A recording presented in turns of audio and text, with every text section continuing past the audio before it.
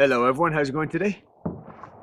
As we're in the depths of winter, I just figured let's get another video up on certain gear that a lot of us could do with in this time of year with snow, ice on the ground. Of course, drinking my coffee. You can tell I'm all bundled up now, it's getting chilly out. I'm losing my light as well, so I'm going to try and get this done as quick as possible.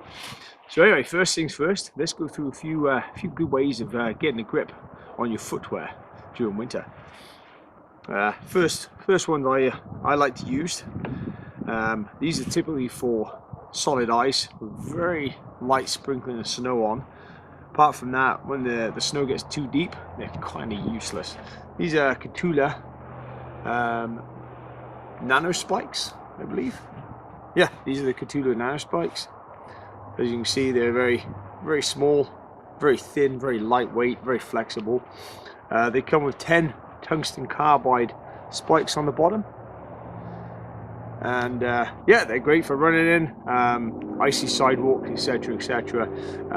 If you get the trails when it's early winter, late winter, when it's just ice on the ground, perfect for that. That's it really. They fit on most footwear, hiking boots, shoes, and yeah, very nice and lightweight. They fold up, fit in your pocket, fit in your bag, no issues at all. Moving on, slightly deeper snow now and ice. My main go-tos for when I go running, they fit in my backpack perfect. These are my, again, Catula nano spikes. These are Catulas. These are inside out actually. So basically, that's what's on these. So these have 12 steel spikes.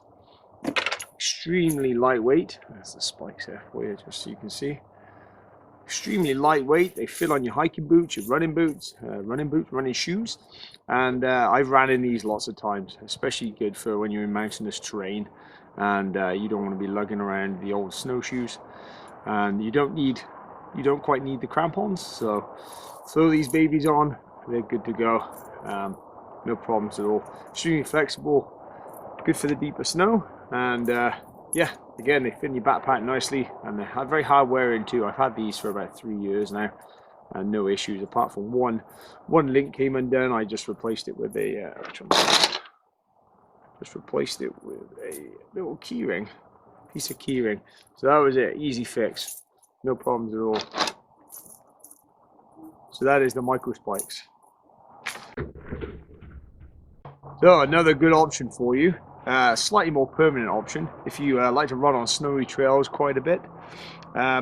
Modify a pair of running shoes. So I've got a pair of deep lugged running shoes here. These are my old Saucony Koas, and nice deep lugs as you can see there. And what I've done there is I've got some hex head screws. So you typically self-tapping metal screws, and I've cut them down a little bit and glued them in. And there you have it. You have a permanent set of winter running shoes there to give you good purchase in the snow, and if you hit a bit of ice, you've got that added bit of confidence as well. Of course, as a permanent option, you can't take the screws out, put them back in again. So make sure if you're going to be doing it, it's not with your good pair of running shoes. So that's those. These days now, another of the good things Saucony have come out with is these are the Mad Rivers. They've actually come out with, I don't know whether you can see all the holes and stuff on there. You can actually modify these. They've actually come out with shoes that you're actually able to modify to add the hex head screws in. And they actually tell you what sort of hex head screws to put in there too, and the way to do it. So it's a great idea if you want a dedicated pair of winter running shoes. I would definitely recommend it. But like I said, it's a permanent thing if you are mixed terrain, where you're going to be coming on to snowy trails, icy trails, and then going on to concrete again. I get a pair of these. These are fantastic for that. Take them on, take them off, put them in your bag. Don't even notice they're there.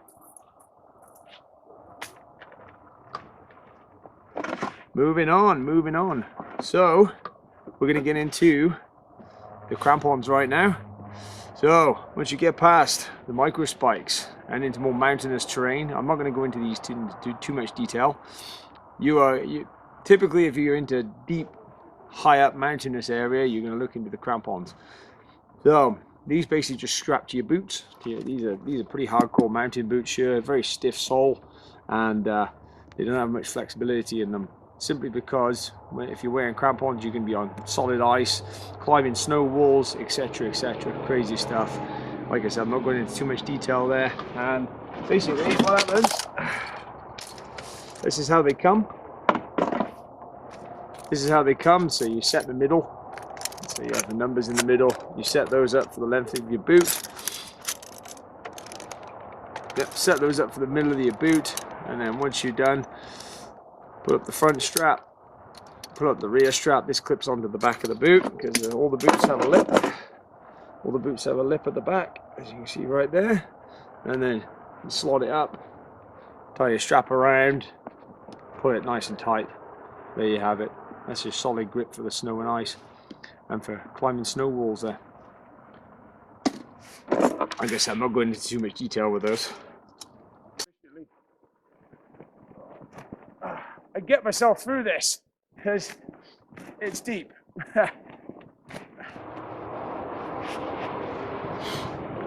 So last and definitely not least are snowshoes. So when picking a pair of snowshoes, you want to go on your body weight plus the load you intend to carry with them, because that all affects the amount of float you'll get over deeper snow, which is what these are meant for. So you can walk across the deepest of snow and just float right across it. Lovely. You can use a multitude of different footwear with them. Hiking boots. You can use them with running shoes too. I've used them with running shoes and gaiters. So you can actually run in these as well. When it comes to snowshoes, the type you want to get is basically specified by the terrain you're going to be traveling in. So these ones here, you'll see they have the metal teeth all the way along the sides, the bottom, and they have the crampons right in the middle here. These are for more mountainous terrain, hilly terrain, where you're going to be going up and down. You need that extra grip just to really claw into the trails here. These also have an awesome bit of kit too, which is called a heel bar.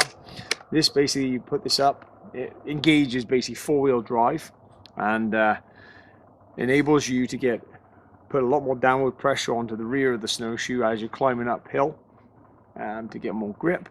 And also it will reduce your fatigue in your legs as you're climbing hills too.